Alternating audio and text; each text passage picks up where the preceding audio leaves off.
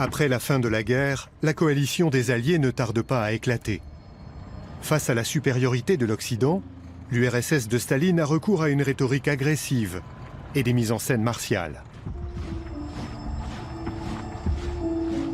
Le continent est déchiré.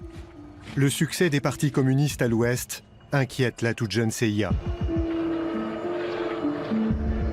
Et la grande crainte, c'était, il ne faut pas oublier qu'à l'époque, les communistes sont puissants en Italie et en France.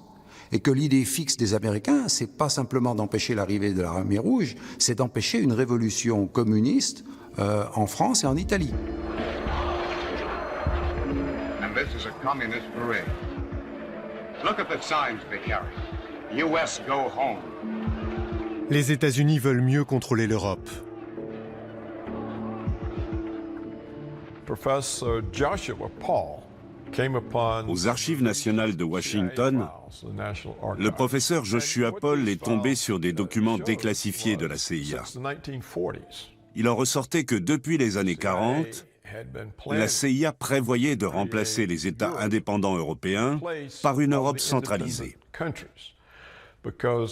Parce qu'il serait trop difficile de contrôler une douzaine de pays, et même 2 douzaines avec l'Europe de l'Est aujourd'hui, parce qu'ils pourraient se mettre des bâtons dans les roues. Donc, la CIA voulait un gouvernement central pour dominer. L'Union européenne était une invention américaine. Et il est peut-être utile en cette période de s'en souvenir.